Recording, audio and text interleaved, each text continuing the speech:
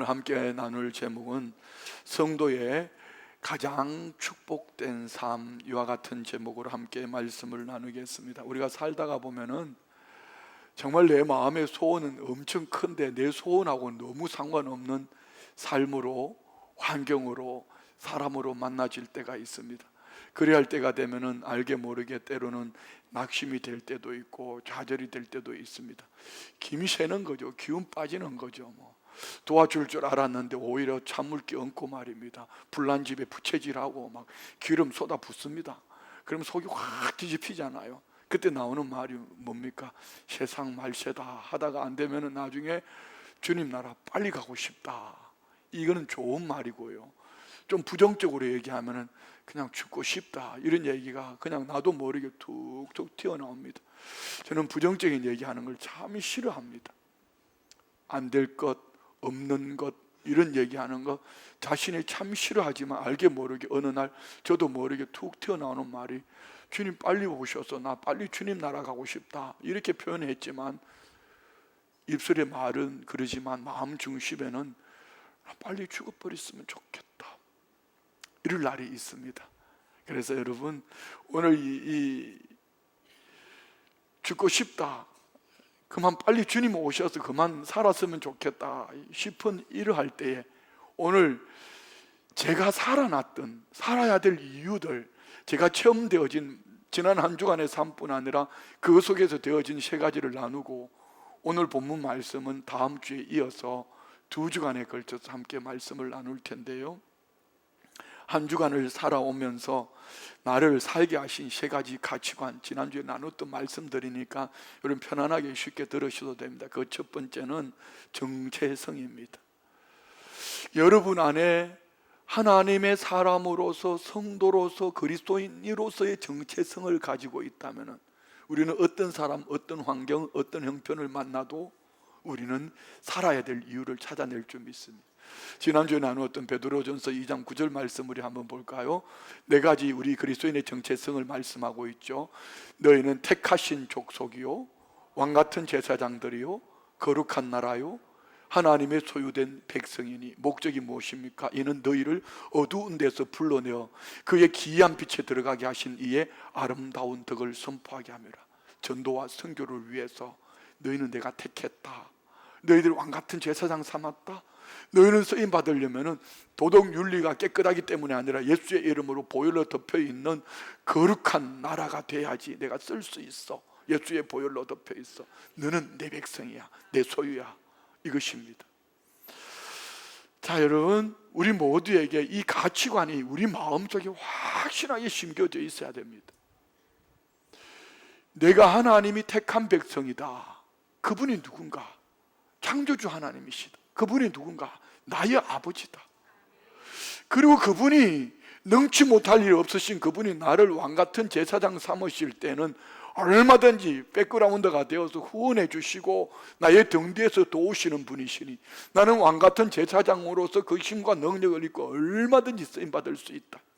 그리고 거룩한 나라, 이는 내가 깨끗해서가 아니라 예수의 이름으로 보혈로 덮여 있으면 얼마든지 쓰임받을 수 있는 하나님의 소유된 백성인데 본질 목적이 전도와 선교를 위한 것이라. 이 정체성 말입니다. 3분의 기적이라는 짧은 글에 나온 이야기입니다. 어떤 분이 KTX를 타고 서울에서 부산으로 내려가는데 큰 마음을 먹고 특실표를 샀습니다. 서울에서 출발해서 대전에까지 이르기까지 정말 평안한 마음으로 도착을 했는데 대전역에서 한 여성이 타더니 차표를 가져와서 이 내 자리라는 거 삐껴라는 것입니다. 아니라고 차표를 보여주면서 이 내 자리라 하니까 기차표를 보니까 아니 두 사람 다 똑같은 좌석표를 가지고 있습니다.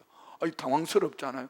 그때 마침 기차 안에 차장이 와서 표를 확인해 보더니 여성분의 표는 일반석이고 이분의 표는 특실표라는 겁니다. 그 말을 듣고 이 남성이 여성분에게 일반석으로 가시라고 그랬더니 차장이 하는 말이 아닙니다. 여기가 일반석이고 아저씨가 특실로 가라는 겁니다. 얼마나 당황스럽고 부끄럽겠어요. 특실표를 가지고 특실로 가서 의자에 앉고 보니 특실이 얼마나 좋은지요. 공간도 넓고 의자를 뒤로 젖히니까 침대처럼 좋은 것입니다. 자, 여러분, 이 이야기는 단순하게 지나쳐 버릴 수 있는 이야기가 아닙니다.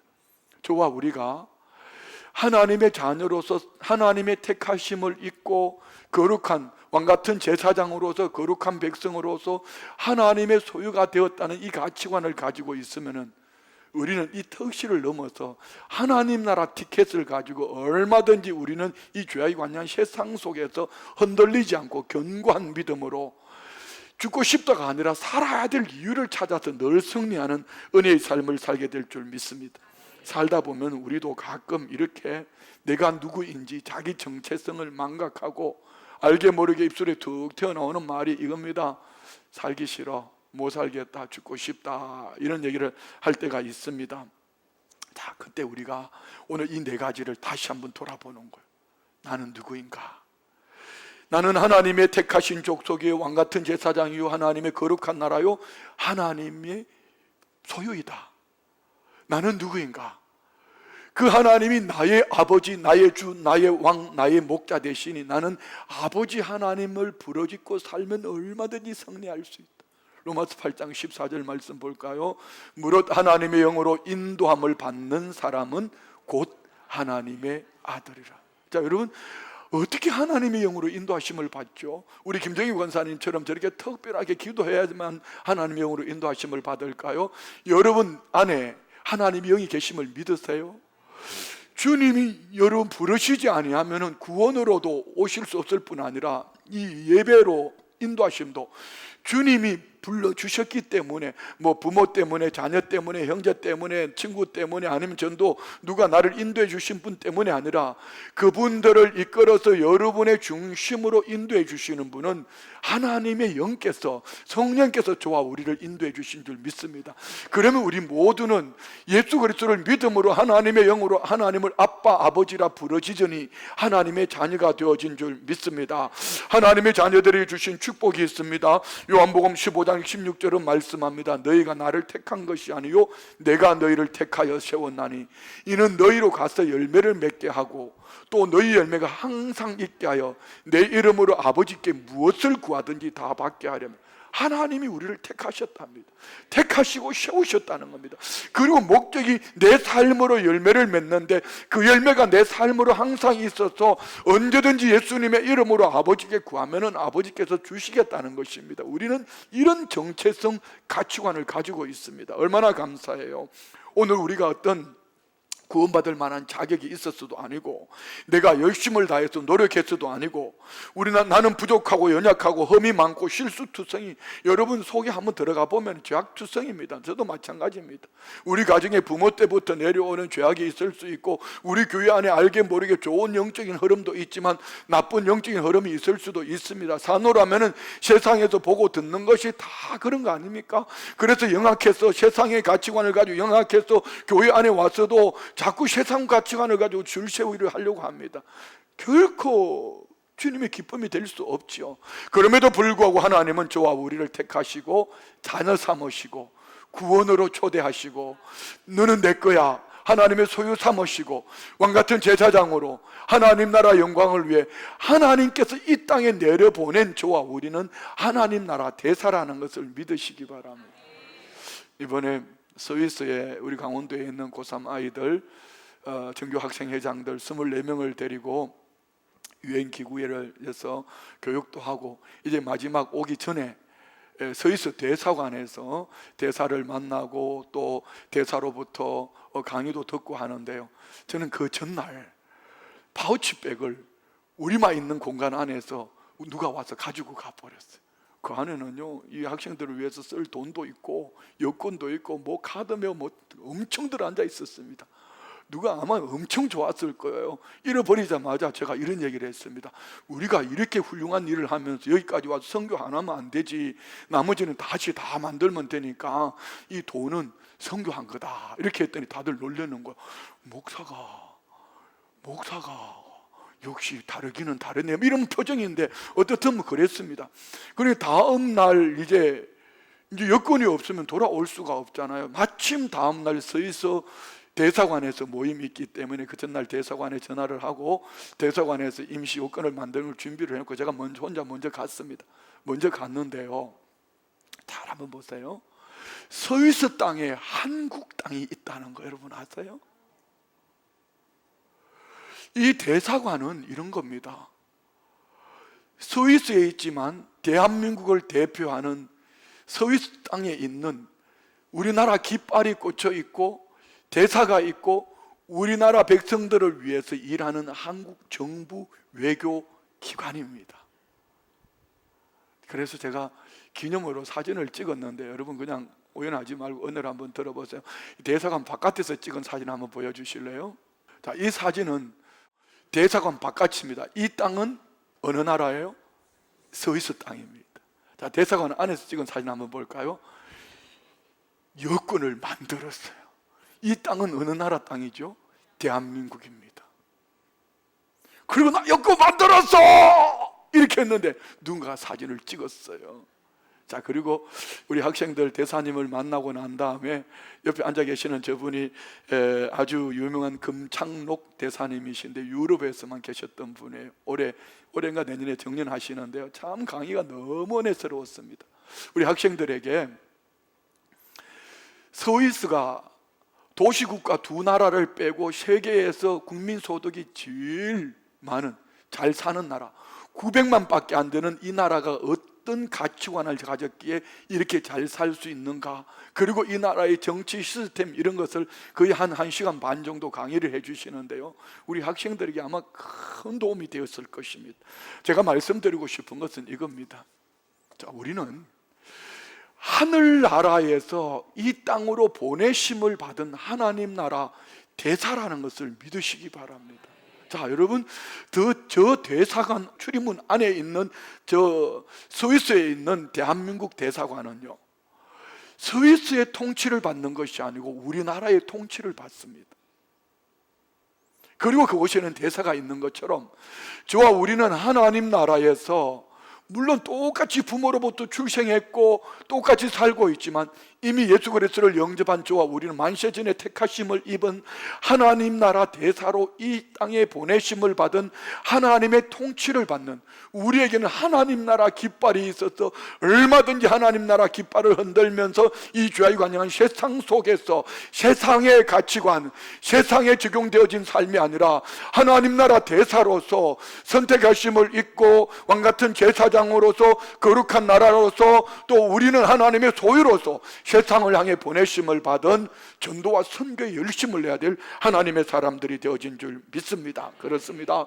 제가 참 좋아하는 말씀이 있습니다. 이사야 43장 1절로 4절 말씀인데요, 야곱아 너를 창조하신 여호와께서 지금 말씀하시느니라, 이스라엘아 너를 지으시니가 말씀하시. 여러분 말씀드린 것입니다. 여러분 지금 야곱으로 살고 있습니까? 이스라엘로 살고 있습니까? 야곱은 누구고 이스라엘은 누굽니까? 야곱도 하나님이 택하셨고 이스라엘도 하나님 택하셨고, 똑같은 한 사람의 이름을, 예수님을, 하나님을 인격적으로 만나기 이전의 삶을 야곱이라 하고 이후에 변화된 삶을 이스라엘이라고 말합니다. 하나님은 여러분이 생각할 때 하나님은 누구를 더 귀하게 여기시겠습니까? 야곱입니까? 이스라엘입니까? 야곱은 불신앙, 불순종, 자기 중심으로 살아가는 집념의 사람, 고집이 세고 앙칼지고 말입니다. 이 사람을 누가 하나님의 사람이라고 말하겠습니까? 그렇지만 환도뼈가 위골이 되도록 하나님 내게 축복해 주시지 않으면 놓지 않겠다고 말했을 때 명명되어진 이스라엘은 이름을 가진 충성된 믿음의 사람, 어떤 사람을 여러분 하나님 복 주신다고 말씀하시지요? 하나님은요, 야곱이든지 이스라엘이든지 죄를 지었든지 아니든지 여러분이 건강하든지 그리하지 않든지 너는 두려워하지 말라. 내가 너를 구속하였고 내가 너를 지명하여 불렀나니 너는 내 것이라. 하나님이 구속, 죄값을 치러주시고 하나님이 너 내 거야 라고 인쳐주셨다는 말씀입니다. 그리고 하나님이 책임져 주시는 삶이 2절에 있는데요, 네가 물 가운데로 지날 때 내가 너와 함께 할 것이라. 강을 건널 때 물이 너를 침몰하지 못할 것이며 내가 불 가운데로 지날 때 타지도 아니할 것이요 불꽃이 너를 사르지도 못하리니. 산호라면은 내 인생을 침몰시켜버릴 물 같은 시험이 있고요, 내 인생을 확 태워버릴 것 같은 불 같은 시험이 있는데, 물 같은 시험을 만나고 불 같은 시험을 만나도 걱정하지 마라. 끄떡 없다. 이유는 내가 너와 함께. 그분이 누구죠? 온 우주 만물을 창조하신 창조주 하나님, 나의 주, 나의 왕, 나의 아버지, 나의 목자 되시는 하나님이 내가 너와 함께하기 때문에 걱정 없다, 끄떡 없다. 3절 볼까요? 대전하는 여호와 내 하나님이요 이스라엘의 거룩한 이요 내 구원자임이라. 내가 애굽을 내 속량물로 구스와 스바를 너를 대신하여 주었노라. 말씀 이것도 부족하니 하나님은 4절에 더하여지는 은혜 속에 네가 내 눈에 보배롭고 존귀하며 내가 너를 사랑하였은즉 내가 내 대신 사람들을 내어주며 백성들이 내 생명을 대신하리니. 할렐루야. 여러분, 우리가 가치관이요, 그 사람이 나를 어떻게 보든지, 그 그룹이 나를 어떻게 보든지, 우리는 하나님께서 저와 우리를 바라볼 때 보배롭고 존귀하다고 말씀합니다. 얘기하면 우리 딸들한테 욕먹을 얘기인데 하나 할게요. 우리 딸 둘이가 신체적으로 참 멋있어요. 아름다워요. 그래서 이 두 딸이 미국에 살다 오면 가끔 하는 얘기가, 한국에 오면 너무 부담스럽대요. 미국에 살면서는 뭐 우리 딸 아이들이 엉덩이가 좀 큽니다. 뭐 엉뚱해도 괜찮고 허벅지가 좀 굵어도 뭐 얼굴에 화장 안 해도 뭐게 찔끔 묶고 다녀도 어느 누구 한 사람 뭐라 하는 사람 없고 그냥 내 중심에 살면 돼요. 그러다가 한국에 오면은 집에서부터 숨이 턱턱 막히는데 지 아버지 만나면은 너 신발 왜 거기 신어? 옷 그거 왜 그래? 구멍난 왜 오냐? 뒤는 왜 그렇게? 그냥 집에서부터 그냥 스트레스를 오만상 받는데 제가 이게 뭘까 가만히 생각해 봤습니다. 예, 가치관이 우리나라는요 그래도 유교 문화가 젖어 있습니다. 뭐 동방예의주기를 하면서 지는 똑바로 하지 않고 애들만 잡는 거죠 뭐. 그런데 미국은 기독교 문화 아닙니까? 너는 하나님이 보실 때 보배롭고 존귀한 자야. 각자가 하나님 앞에서 보배롭고 존귀한 가치관을 가지고 살아가니 어떤 사람, 어떤 환경, 어떤 형편을 만나도 하나님께서 나를 보배롭고 존귀하게 여기시니 나는 하나님의 보배야. 믿으십니까? 여러분, 하나님 보배라는 거 믿으세요? 하나님이 존귀하게 여긴다는 거 믿으세요? 그러면 사람 말 때문에 시험 들 거예요?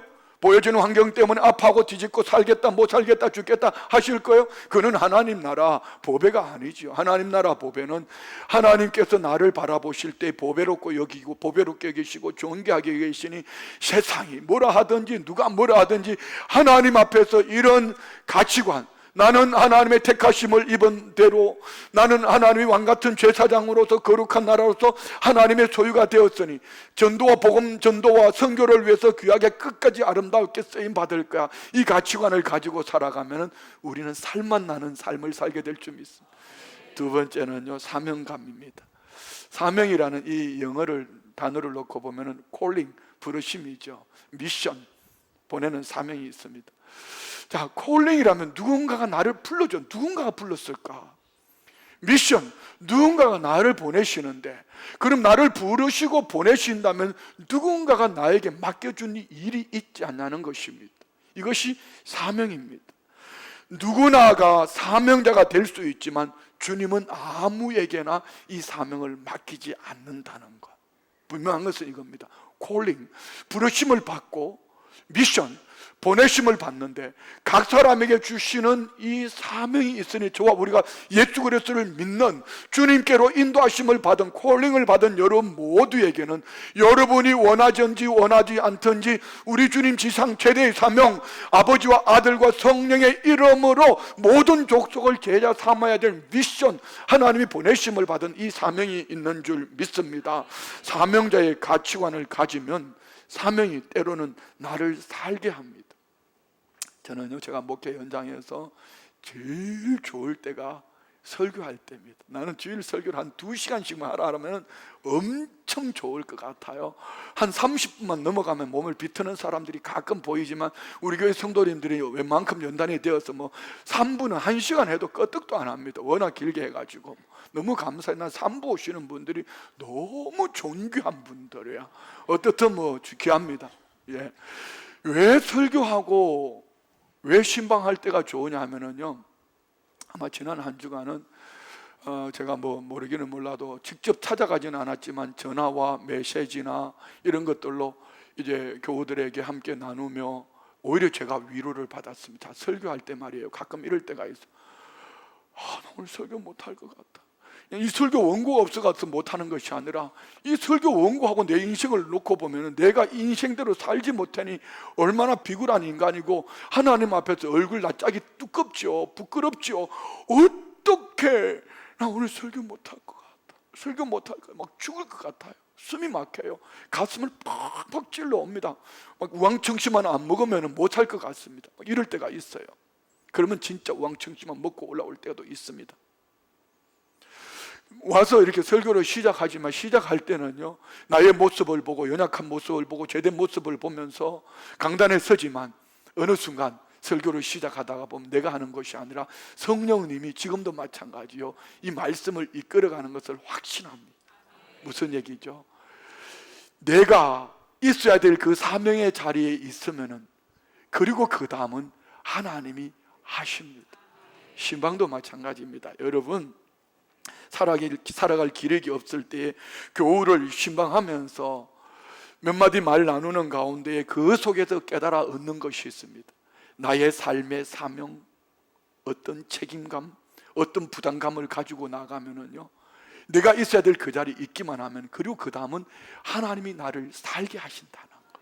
제게는요, 지금 우리 교회 순복음 춘정교회 담임을 하면서 지금 큰 두 가지 사명을 가슴에 품고 있습니다. 이는 하지 말라 하면은 저는 보따리 싸서 할 수 있는 대로 찾아갈 겁니다. 두 가지, 다음 세대 사역이고요, 한 가지는요, 한국교회 연합사역입니다. 자, 여러분, 우리 다음 세대 사역에 담임 목사가 기도하며 믿음으로 나갈 때 여러분 함께 해주시겠습니까? 우리 춘천의 400여 교회와 강원도 3천여 교회가 연합하는 일에 여러분이 함께 동력해 주시겠습니까? 한국교회 5만여 교회와 한국교회 이 잘못되어진 이 지형들을 기초를 보수하는 일에 여러분이 함께 연합해 주시겠습니까? 그렇습니다. 우리가 적어도 하나님을 믿는 사람으로서 하나님과의 관계 속에서 나에게 주어진 사명이 있으면은 사명으로 살지만, 때로는 그 사명 때문에 내가 그 자리에 있게 하실 때 그 자리를 지켜내기 위하여 몸부림을 하면은요, 하나님이 살려주십니다. 제가 말씀드린 다음 세대 사역 정말 눈에 보이지 않습니다. 공적 기관이 정말 잘합니다. 도, 행정부, 교육청, 저는요 그 그룹 속에 들어가서 회의하고 나누면서요, 이야, 국가기관이 이렇게 열심히 하는데 그런데 애를 안 낳잖아.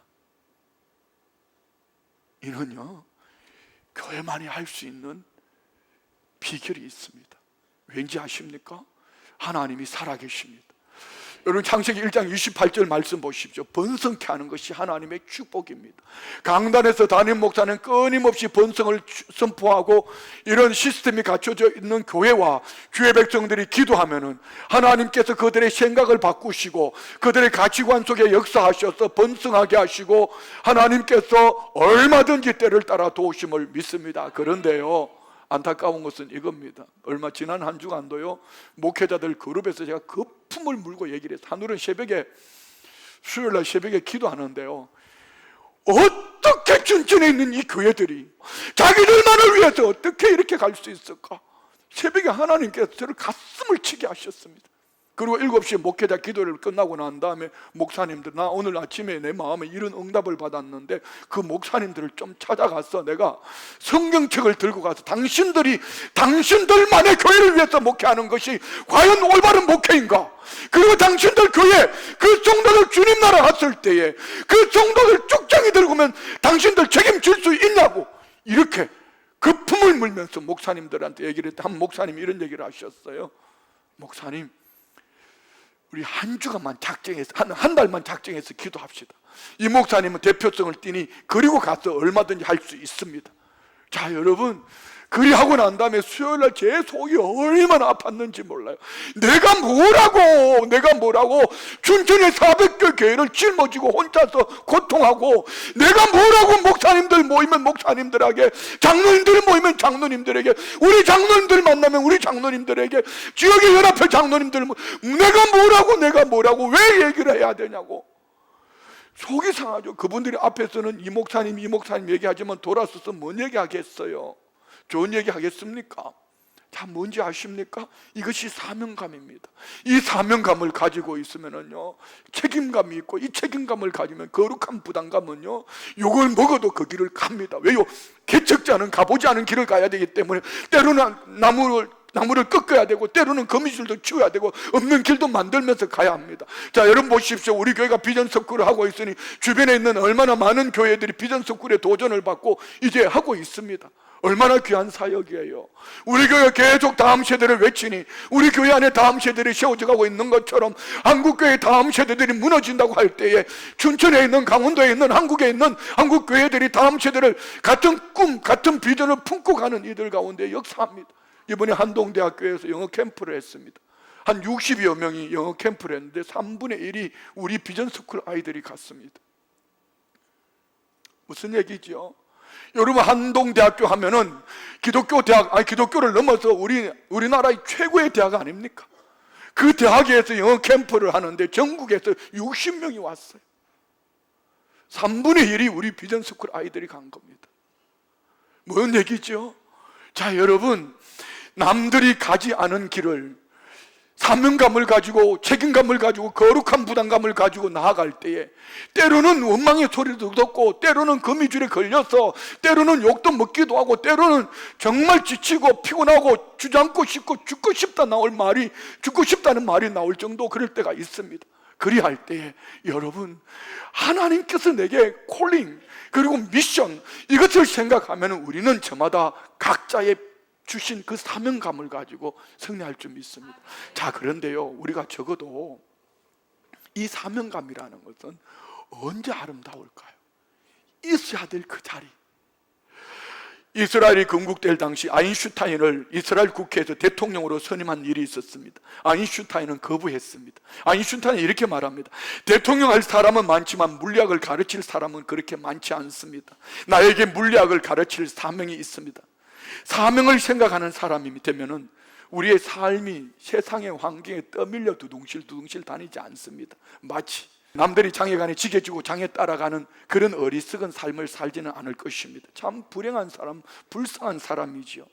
사람은 누군가 무엇인가 떠밀려 사는 인생이라고 생각하지만, 여러분, 사명감을 가지고 떠밀려가는 사람과 사명감 없이 붙쫓아가는 사람들은 전혀 가치관이, 삶이 다른 것입니다.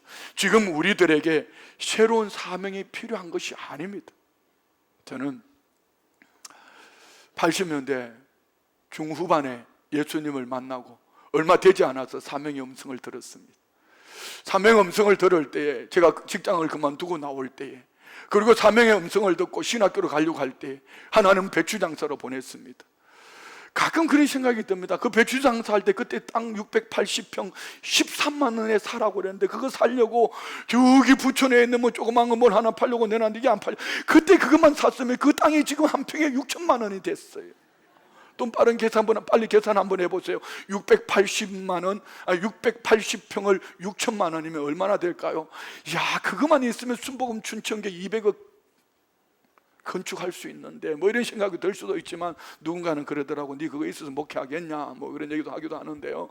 자, 여러분 잘 한번 생각해 보세요. 왜 신학교를 가겠다는데 하나는 배추장사를 시켜요?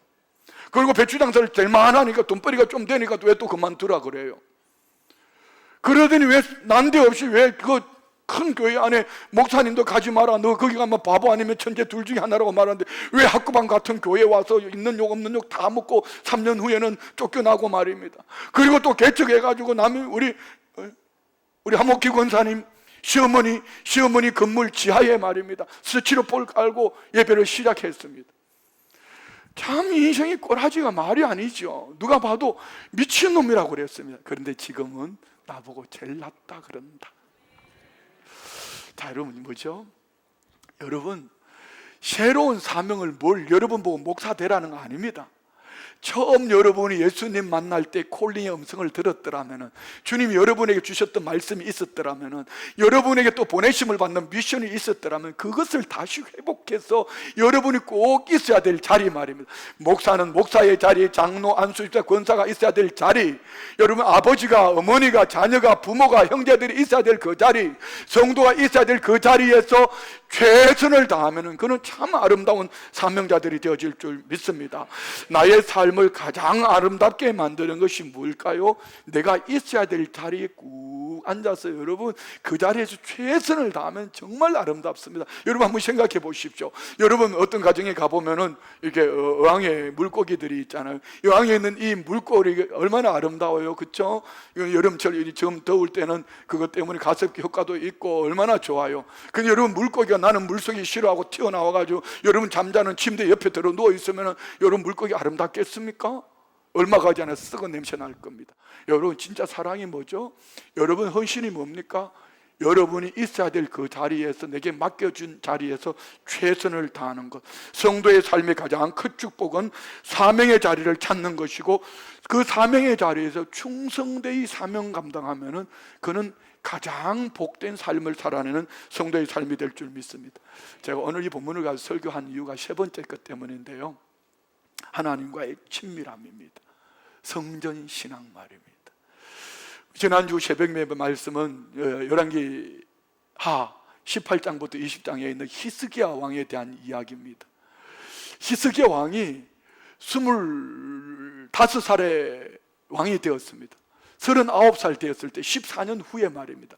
앗수르 왕이 쳐들어와서 은금 패물을 다 빼앗아가고 나중에는요 이제 성을 에워싸고 함락시켜 버리겠다는 겁니다. 그때 히스기야 왕이 병들어 죽게 되었습니다. 하나님 앞에 눈물로 간절히 통곡하며 기도했더니 하나님이 그 기도를 들으시고 그 말을 전해준 이사야에게 가던 길을 돌이켜서 네가 가서 이 히스기야 왕에 전해주라고 하신 말씀이 있습니다. 한번 봅시다. 이사야가 성읍 가운데까지도 이르기 전에 여호와의 말씀이 그에게 임하여 이르시되 너는 돌아가서 내 백성의 주권자 히스기야에 이르기를 왕의 조상 다윗이 하는 여호와의 말씀이 내가 내 기도를 들었고 내 눈물을 보았노라.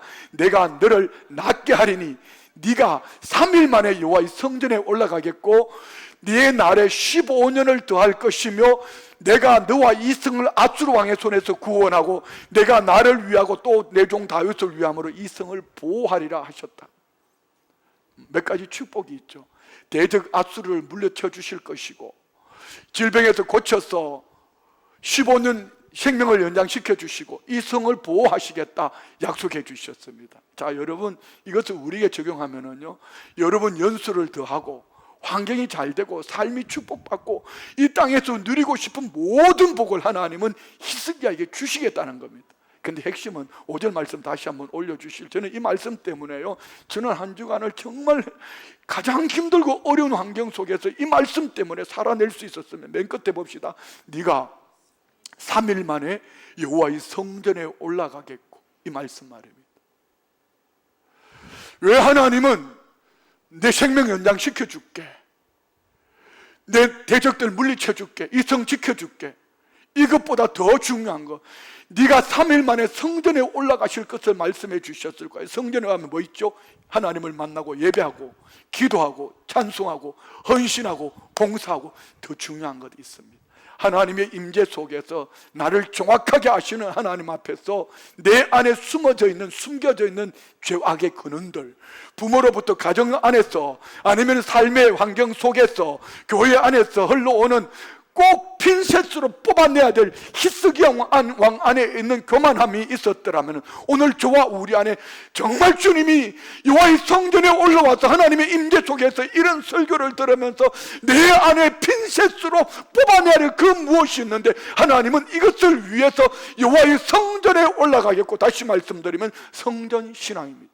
성전 신앙은 나의 부족함을 깨우쳐 주시고, 성전신앙은 나의 부족함을 회복시켜 주시고, 내 안에 묶어있는 메고있는 죄악의 근본을 잘라버리고 내 안에 고쳐야 될 것, 회복시켜야 될 것들을 성전신앙을 통하여서 하나님은 회복시켜 주시고 살려주시는 줄 믿습니다. 그렇습니다. 하나님의 음성을 듣고 내 안에 버려야 될 것들 핀센스로 뽑아내듯이 뽑아내서 그 삶을 산다면 성도로서 가장 축복된 삶을 사는 줄 믿습니다. 세 가지 가치관. 첫 번째는 정체성입니다. 여러분의 정체성은 어디에 있습니까? 우리는 하나님 나라 대사로서, 하나님의 선택받은 백성으로서, 거룩 왕같은 제사장으로서, 할렐루야, 거룩한 나라로 하나님의 소유가 되어진 줄 믿습니다. 세상을 향해 복음 전도와 선교를 위해서 세우심을 입은 줄 믿습니다. 두 번째는 사명감입니다. 뭐 특별한 게 사명감이 아닙니다. 여러분에게 콜링의 음성을 들었을 때의 미션, 여러분이 있어야 될 그 자리에서 최선을 다하면 이보다 여러분을 살게 하는 것이 없습니다. 저는 저를 들어 말했잖아요. 설교자로서 신방하고 성도들을 돌보며 섬기는 자리에서 그때 하나님은 저를 살게 하십니다. 그러면 목사님 나는 그런 거 없는데, 예, 집으로 돌아가 보세요. 집으로 돌아가서 아내로서 남편에게, 남편으로서 아내에게, 부모로서 자녀에게 여러분이 있어야 될 가정에서 그 한 가지만 충실해도 얼마든지 그 속에서 여러분 회복시켜 주시는 하나님의 은혜를 회복할 줄 믿습니다. 할렐루야. 오늘 우리 성도님들 안에 이 복이 있기를 원합니다. 제일 중심은 성전 신앙입니다. 코로나가 지나가면서 한국교회를 무너뜨린 것이 이 성전 신앙입니다. 그래서 오늘 말씀을 보면서 여러분 오늘 성전 신앙을 회복할 수 있는 은혜가 있기를 원합니다. 미국의 백화점 왕인 존 워너메이커라는 분이 있습니다. 그는 어느 날 벤자민 해리슨 대통령으로부터 장관을 해달라는 제안을 받았습니다. 그리고 그는 대답합니다. 저는 오래전부터 하나님과 주일 성수를 약속하고 지켜가고 있습니다. 하나님과 약속을 어기면서 어떻게 대통령과 약속을 지키겠냐는 것입니다. 저에게 주일 성수와 교회 학교 교사직을 계속할 수 있도록 허락해 주신다면 하겠다는 것입니다. 대통령은 한참 고민 후에 그렇게 하겠다고 약속했습니다. 그리고 그는 최신부 장관으로 임명받았습니다. 매주 토요일이면 그는 워싱턴에서부터 고향 필라델피아까지 기차를 타고 가서 주일 성수를 하며 하나님을 예배하고 교사로서 그는 성실히 어린 아이들을 가르쳤습니다. 4년 동안 한 번도 빠지지 않았습니다. 미국에 그런 대통령이 있죠. 지미 카터 대통령. 잘 외우기 싫으면 땅콩 뭐 이렇게. 자, 여러분 이 4년 동안 한 번도 빠지지 않고 그는 여러분 단순하게 그냥 최신부 장관만 했던 것이 아니라 백화점 왕으로 얼마나 많은 일들을 감당했는지 모릅니다. 그래서 이상하게 생각한 기자가 질문했습니다. 장관직과 교사직 어느 것이 더 소중합니까? 그랬더니 그는 장관직은 4년짜리 부업이고 교사직은 평생의 본업이라고 말합니다. 그는 19살 때부터 85살까지 67년 동안 교회 학교 교사로 봉사했습니다. 그의 삶을 돌아보면요, 기업인으로서 근로 환경이 열악했을 때 그때 자기의 직원들을 가족으로 생각했던 기업인이었습니다. 회사는 평생 직장 개념을 가지고 있었고 직원들의 대부분이 그 당시에 장관 월급보다 월급이 더 많았다고 합니다. 얘기는 직원들을 그만큼 사랑으로 섬겼다는 얘기입니다. 백화점을 경영하면서 정찰제를 도입했고 원산지 표기를 그때 했습니다. 그리고 원하면 언제든지 반품과 교환을 가능하게 했고 우리가 잘 아는 손님은 왕이다, 이 얘기도 그분이 처음 한 얘기입니다. 그는 사회사업도 많이 했습니다. 이렇게 분주한 그가 어떻게 주일 성수하며 아이들을 가르칠 수 있었을까요? 딱 한 가지입니다. 성전 신앙입니다. 그 이유는 그 마음 중심에 하나님이 계셨기 때문에 그 마음의 시온의 대로를 열고, 시온의 대로가 뭐죠? 성전에 있는 시온산을 향하여, 하나님의 성전에 향하여 마음을 열고 그는 주일 성수와 함께 맡겨주신 사명의 자리에서 성실히 감당할 때에 하나님은 그를 통하여서 놀라운 은혜 역사를 만들어간 줄 믿습니다. 오늘 우리 성도님들도 그 간증의 주인공 되십시오. 이스라엘 백성들은 하나님을 만나기 위해서 성전에 모였습니다. 물론 지금 저와 우리는 우리가 성전입니다. 예수 그리스도를 믿는 저와 우리가 성전이 되어진 줄 믿습니다. 그런데 이 성전이 교회가 되려면 어떻게 해야 되지요? 성전된 우리가 주님의 이름으로 공회로 모여서 주님이 두세 사람이 내 이름으로 모인 곳이 나도 너희들과 함께 하신다고 말씀하셨습니다. 하나님이 받으시는 예배를 공예배, 공교회가 되려면 구원 얻은 주의 백성들이 함께 모여서 예배하고 기도하고 찬송하고 헌신하고 봉사하며 여러분 안에 하나님의 임재가 있는 임재 속에서 여러분 안에 치유가 일어날 것이고 회복이 일어날 줄 믿습니다.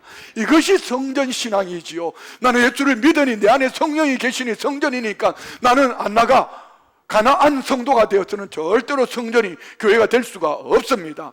이방 땅에 포로로 잡혀갔어도 이 유대인들은요, 그들은 성전이 있는 예루살렘을 향해 기도했습니다. 대표적인 인물이 누구죠? 다니엘서 6장 10절에 보면 다니엘이라는 사람이 나이가 거의 80대입니다. 이렇게 말씀합니다. 다니엘이 이 조스의 왕의 도장이 찍힌 것을 알고도, 무슨 얘기죠? 다리오 왕 때에 다니엘이 총리들 중에 뛰어나니 그를 높여줬습니다. 그랬더니 주변의 모사꾼들이 어찌하든지 다니엘을 모함을 해서 끄집어 내리려고 합니다. 그때 왕에게 이렇게 말하죠. 왕이시여, 앞으로 한 달 동안 왕 외에 다른 신들에게 절하면은 이 사자 굴 속에 집어넣읍시다. 사자를 굶겨놓고 굴 속에 집어넣겠다는 것을, 그 말을 듣고 왕은 그것도 모르고 도장을 콱 찍어버렸습니다. 이것이 다니엘이 이 조서에 왕이 도장이 찍힌 것을 알고도 자기 집에 돌아가서는 윗방에 올라가 예루살렘을 향한 창문을, 예루살렘에 뭐가 있죠? 성전이 있는 곳을 향하여 창문을 열고 전에 하던 대로 하루에 3번씩 무릎을 꿇고 기도하며 그의 하나님께 감사하였더라. 여러분, 이 다니엘의 기도를 다리오는 알고 있습니다. 그리고 다리오 왕에게 결국은요, 바벨론 70년 포로로 돌아올 때는 에레미야의 말씀을 다니엘은 찾아내었고, 그리고 그를 통해서 포로에서 돌아오게 하신 그 중심이 바로 다니엘입니다. 무엇이 있었죠? 그의 마음 중심에는 성전을 향한 시온의 대로가 열려 있으니 하나님께서 그를 들어 사용하셔서 그를 통한 하나님이 계획하셨던 하나님의 역사를 이루어간 줄 믿습니다. 사랑하는 우리 성도님들의 하나님은 어디 계시는지 다 같이, 여러분의 하나님은 어디 계시는지 다 같이 시작. 내 안에만 있어서 안 됩니다. 내 안에, 우리 안에, 어몽유 유대인유 여러분 모두에게 하나님의 나라는 너희 안에 있다고 말씀하시는 이 하나님의 나라는 나 한 사람만이 아니라 교회로 모여진 우리 안에 함께 거할 때에 임재 속에, 하나님의 임재 속에 치유가 있고 회복의 역사가 일어날 줄 믿습니다. 이스라엘 백성들은 하나님을 만나기 위해 성전을 찾았습니다. 성전 신앙은 따라합시다. 정해진 공간, 따라합시다. 정해진 시간. 예, 그렇습니다. 정해진 공간에, 정해진 시간에 성전을 중심으로 나의 삶이 운영되어질 때 그가 올바른 성전 신앙생활을 하는 것입니다. 그렇게 살아갈 때 성도는 가장 축복된 삶을 살게 되는데, 오늘 본문 시편 84편 위에 보면 뭐라고 쓰여 있죠? 표제어가 고라 자손의 시라고 쓰여 있습니다. 다시 말씀드리면은 고라, 모세 때에 반역했던 고라 자손, 그런데 다윗 시대 때 가장 충성된 찬양하는 또 성전 문지기로 있던 고라 자손의 시라고 표현하지만, 많은 사람들은, 학자들은 이 시는 다윗의 시인데 다윗의 시를 훗날 고라 자손이 편집했다고 주장을 합니다. 저는 이쪽 편에 무게를 두고 있습니다. 왜요? 시편의 배경 속에 보면은, 전후 문맥의 내용을 보면은 시인 다윗이 성전에 나갈 수 없게 된 상황 언제입니까? 아들 압살롬의 반역이 있을 때에 벗은발로 얼굴을 가리고 광야로 성전으로부터 멀어지는 가운데 기록한 시편이 시편 84편입니다. 시편 84편을 크게 세 수로 나누어 보면은요, 오늘은 1절부터 4절까지만 볼 텐데요, 성전을 사모하며 성전의 아름다움을 노래하고, 5절부터 7절은 성전을 향해 올라가는 자들의 기쁨의 노래를, 그리고 8절부터 12절은 성전 안에서 기도하는 자가 받을 은혜와 복에 대해서 노래하고 있습니다. 이는 다음 주에 두 가지를 함께 나눌 것이고요, 본문을 통해서 우리 성도님들은 성전이 어떤 곳인가, 그리고 어떤 자가 성전 신앙으로 살아갈 때 하나님의 복을 받을 수 있는가, 우리가 복을 받으려면 어떻게 해야 되는가, 여러분 모두가 2주간에 걸쳐서 깨달을 수 있는 이런 은혜가 있기를 주의 이름으로 축원드립니다. 우리 한번 1절 말씀 봅시다. 만군의 여호와여, 주의 장막이 어찌 그리 사랑스러운지요. 하나님의 집을 사랑한다고 고백합니다. 2절은 내 영혼이 여호와의 궁정을 사모하여 쇠약하며 내 마음과 육체가 살아계신 하나님께 부르짖나이다. 여기 보면 영혼, 마음, 몸, 다시 말씀, 내 몸과 마음과 영혼을 다해서 살아계신 하나님께 부르짖는데 그 부르짖음이 이겁니다. 주여, 성전이 너무 아름다워요. 주여, 성전에 가고 싶어요. 주여, 성전에 올라가서 예배하고 싶어요. 그런 성전의 아름다움을 노래하며 그 성전에 가고 싶은 마음이 너무 사랑해서 마음이 쇠약해졌다. 병들지경이라는 것입니다. 성전에 가고 싶고 성전을 보고 싶고 너무나 성전이 그리워서 성전을 사랑한다고 외치면서 내 영혼이 여호와의 궁정을 사모여 쇠약함이, 성전에 너무 가고 싶고 보고 싶어서 병이 났다. 얼굴이 수척해졌다는 겁니다. 내 몸과 마음과 영혼을 다하여 하나님의 집을 사랑합니다. 이것이 다윗의 외침입니다. 지금 다윗이 힘들어하는 것은 아들 압살롬에게 왕권을 빼앗겼기 때문에, 벗은발로 광야에 도망 나왔기 때문에 아닙니다. 성전에 갈 수 없으니, 하나님을 예배할 수가 없고, 하나님을 예배할 수 없으니 하나님의 음성을 들을 수가 없고, 하나님의 음성을 들을 수 없으니 나를 분별할 수가 없고 나의 죄악된 모습을 볼 수가 없고 그래서 용서를 받을 수가 없고 하나님께서 그 음성을 들을 수 없으니 하나님의 음성을 들을 수 없으니 사명의 음성을 들을 수가 없고 하나님과 떨어져 있는 내 영혼의 갈망과 고독과 그 힘든 것이 너무나 고통스럽다는 것입니다. 자, 여러분은 어떤 신앙생활을 하고 계시는지 한번 돌아보십시오. 저는 지난주 금요 기도회 때요 정말 놀랐습니다. 지난주 얼마나 더웠어요. 휴가철 피크 아닙니까? 제 혼자 생각에 오늘은 틀림없이 우리 성도님들 휴가 간 사람들도 많고 이 무더운 날에 오늘 밤 기도회는 그냥 가물에 콩나듯이 이래 듬성듬성 있을 거야. 찬송 오늘 많이 부르고 짧게 설교하고 새벽에 나눴던 말씀 설교하고 오늘 자유롭게 기도해야지 하고 왔는데 평소보다 더 많이 온 것 같다. 야, 우리 성도님들이 이렇게 멋있구나. 할렐루야. 예, 바로 이겁니다. 왜 이 무더운 여름날에 집에서 시원한 에어컨을 켜놓고 수박 깨먹으면서 지금 우리 세계 올림픽 보세요. 최고의 성적을 내고 있잖아요. 그냥 정말 멋있잖아요. 그냥 얼마나 잘합니까? 그냥 집에서 그냥 시원하게 들어놓고 얼마나 좋겠어요. 그런데 오늘 왜 이렇게 많이 오셨냐고. 휴가도 안 가시고 말이에요. 왜 이렇게 많이 왔냐고요. 여러분이 바로 이 축복을 받은 하나님의 사람들이 되어진 줄 믿습니다. 3절 말씀 보십시오.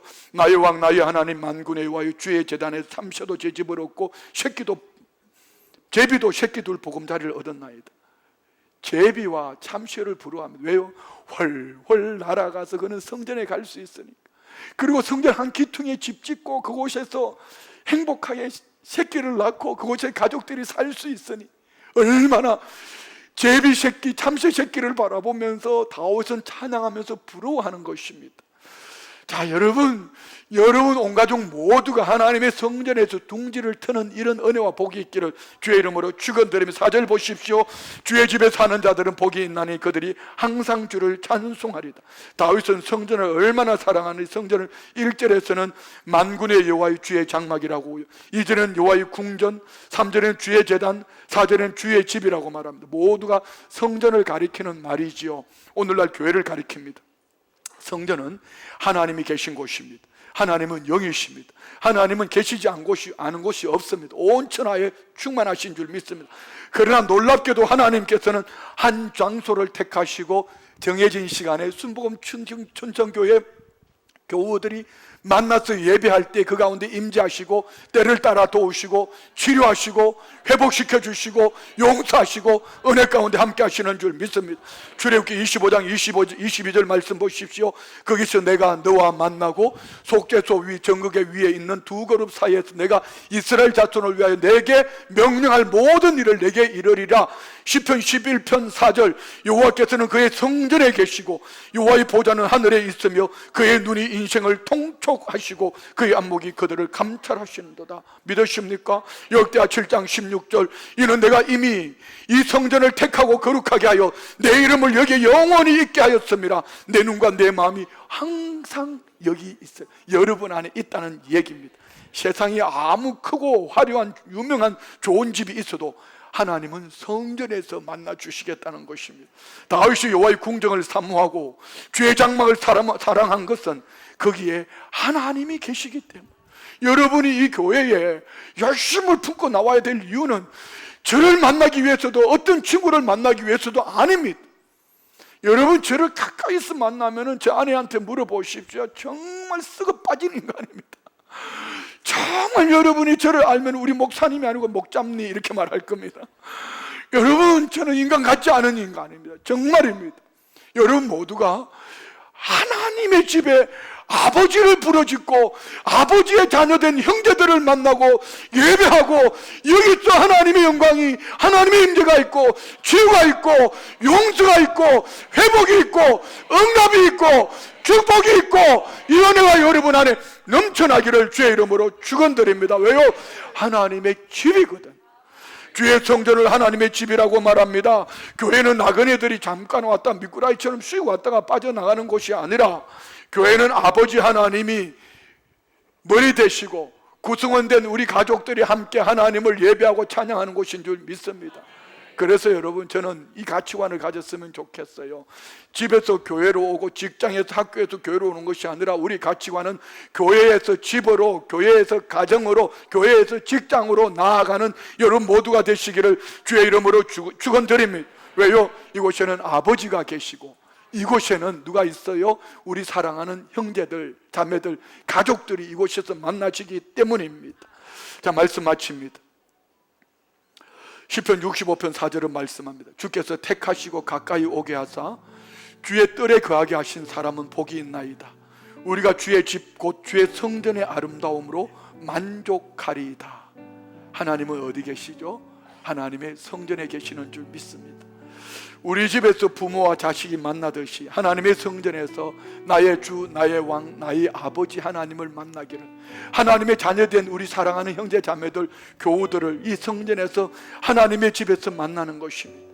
교회 올 때마다 우리 안에 내 영혼의 고향인 아버지의 집을 찾아오는 여러분 마음속에 사모하는 마음과 간절함이 있는, 여호와의 성전에 나 올라갈 거야, 아버지 집을 찾아 올라갈 거야, 여러분 모두에게 이 마음이 있다면 어느 날 뒤돌아보면 상상도 할 수 없는 여러분의 삶 속에 역사하시는 하나님의 은혜가 넘쳐날 줄 믿습니다. 우리 다 같이 일어나셔서 찬양으로 고백합시다. 마음을 다하고 성품을 다하고. 마음을 다하고 성품을 다하고 힘을 다하여서 여호와를 사랑하라. 내게 준 계명을 마음에 새기고 부지런히 이웃에게 전하여라. 그러면 내가 짓지 않은 큰 집을 주리라. 내가 심지 않은 가시를 얻게 하리라. 그러나 한 가지 잊지는 말아라. 죄인의 우리를 구원하시. 다시 한번 찬양합시다. 마음을 다하고 성품을 다하고 힘을 다하여서 여호와를 사랑하라. 내게 준 계명을 마음에 새기고 부지런히 이웃에게 전하여라.